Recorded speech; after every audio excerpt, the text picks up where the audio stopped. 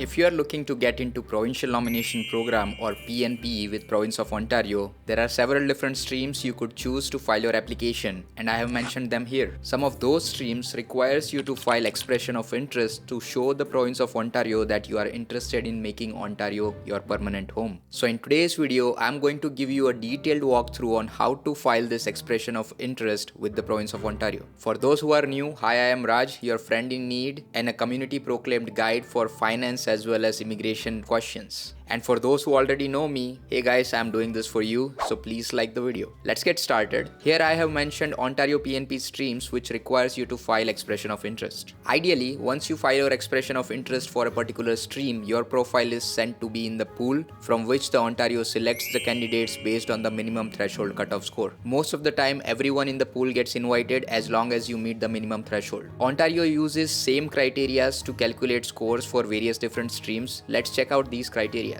The first one is the education, in which they are checking the level of your education, the field of your education, as well as where you completed your education, whether it was in Ontario or some other province or outside Canada. The second one is language, whether you know English or French or both. The third one is the regional immigration criteria, in which they are checking whether you want to settle in GTA or outside GTA. The next one is the skill and work experience level, in which they are checking if the skill is in tier 0, 1, 2 or 3, or the work experience, in which they are checking how much work experience you have in the particular skill. The next is the earning history, how much money were you making as a part of the role you were doing, or if you have a job offer letter from an Ontario employer, how much money are they willing to offer you per hour. The other important factors Ontario looks is basically a job offer in Ontario, whether you have it or not, or the overall Canadian work experience you have or not. Ontario selects candidates based on some of the strategic priorities they have. It is totally calculated based on the labor market need of Ontario and could change every single time they release a draw. So if you want to keep yourself updated, please subscribe to the channel. And keep in mind that there is no fees associated with this. This EOI is a completely free application and you do not have to pay anything to be in the pool.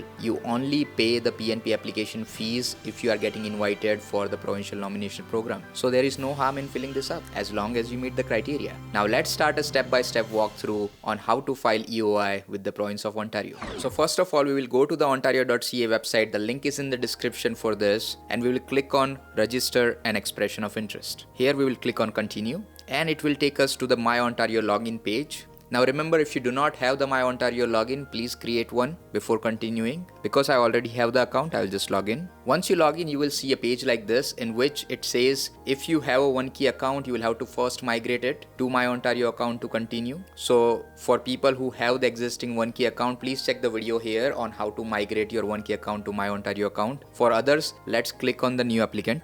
And let's click on the stream of your interest. So here I'm selecting employer job offer international student stream for the reference, but you can select any other stream. Please make sure that human capital priority stream is not an expression of interest based stream. So you cannot apply to human capital priority stream through an expression of interest. Only Ontario will send you a notification of interest if you are selected for this stream. Okay, so let's continue with the international student stream. I'll put the details here. Now, as you can see, once you put your details, you will be taken to this page, which is the general section for registering an expression of interest. Basically, this general section gives you a good information about expression of interest, so please read through it carefully. I'm giving you some overview here. It basically says that you can file an expression of interest for these streams. Also, once you file your expression of interest, you do not need to contact the program. They will invite you if you are getting selected for filing your provincial nomination application. And you have to make sure that once you are invited to file your provincial nomination application through this EOI based streams, you do not get 45 days. You only get 14 days to file your application. That means you'll have to keep all your documents prepared and ready. And the most important part of filing the application with the provincial nomination program is that you have to provide all the documents as a proof that the points you claimed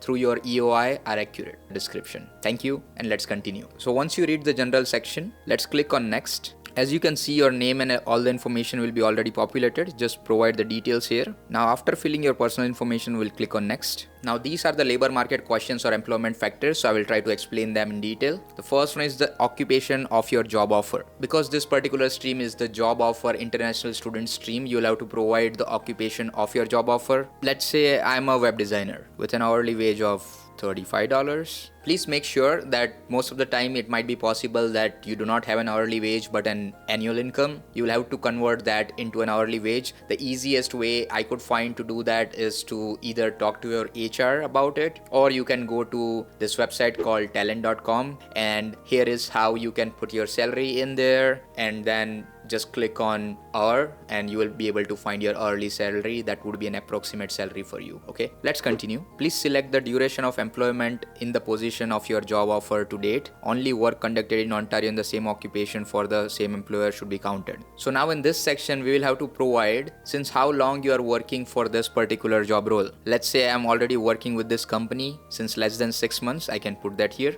Now what is the highest pre-tax income stated in last 5 years? Now pre-tax income would most likely be in the line number 15,000 in your filed tax, but you will be able to find that in the first line if you are opening your NOA. If you open your NOA, you will probably find it somewhere here. So please use that number and find out the highest number you had in last 5 years and use that to put here. Let's say I had $80,000. Now before we continue, I would really appreciate if you could like this video, as people who are in need of filing this expression of interest, they can find this video very easily. Let's continue. Do you have a legal immigration status in Canada? If you are on a postgraduate work permit, or if you are on any other work permit currently being offered this job in Canada, you can do that. Even if you are on an implied status, which means you have applied for your postgraduate work permit at this point of time, or you applied for your any other work permit at this point of time, you can still use the implied status. If you are a visitor and currently in Canada or outside Canada,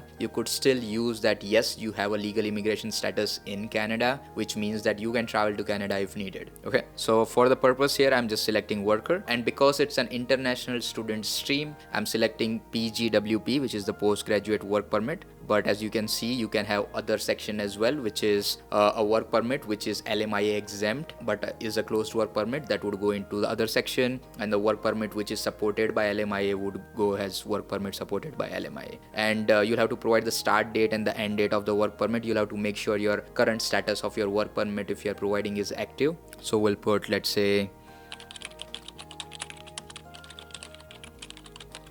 and once you are done with this, let's click on next. In the education section, what is your highest level of education, right?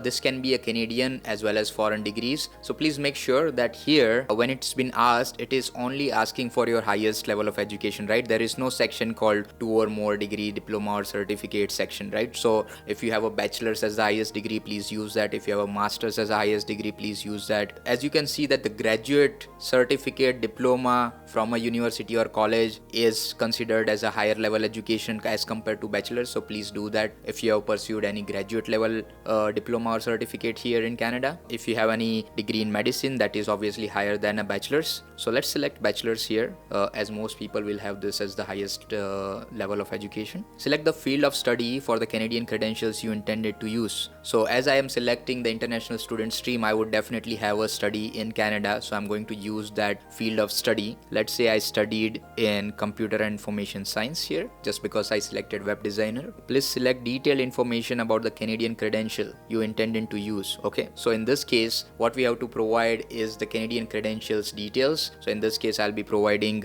the graduate date when I graduated in this program. So let's say I graduated on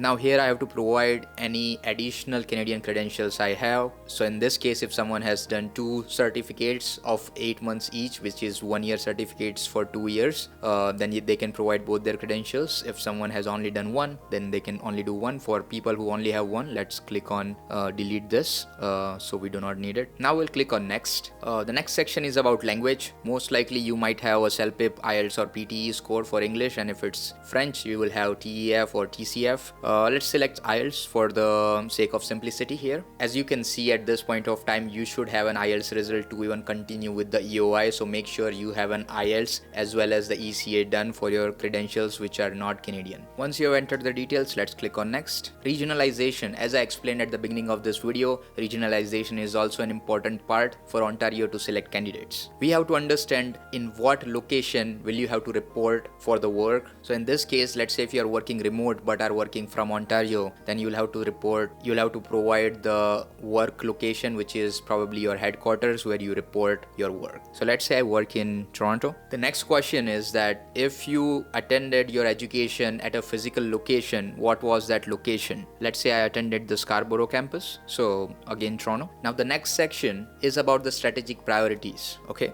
As I said at the beginning of this video, there are again some priorities which Ontario focuses on. So if you are applying through the Economic Mobility Pathway project, please select that, or please do not select anything here, and we'll continue. Now finally, in the confirmation section, you will be able to see all the points that you have scored as a part of this application, as a part of your expression of interest before you submit. And to verify you have got proper points for the education or the information you have provided here, you can go to this particular page in which you can see that all the points for a particular selection is been given, and I'm also providing the link in the description for you to go check that out. Okay, so once you are satisfied that everything is correct, you are given right points for the right information you have provided, we'll click on next. And this is the final disclaimer where you have to provide your full legal name as per your work permit or your passport. You'll have to provide the date of birth, today's date, and finally your signature in the box, which could be your name, and finally you submit the application. Please make sure that on the date when you submit this expression of interest, you'll also have to get the attestation form signed to make sure that you have signed this attestation form on the date you applied for your expression of interest. Even if you are filing it later, you have to make sure that the date matches the date when you applied for the expression of interest. Okay, just in case if you are getting invited later on, don't mess that up. So this was it. It's that simple, right? And it's not just this particular stream, but any stream which requires EOI pretty much is the same application. So I hope this video has been helpful to you and has given you all the information you need. If you have any further questions, please do reach out to me by commenting down below. And for any detailed specific questions, you can reach out through my calendar. So thank you for watching the video, and I will see you in the next one.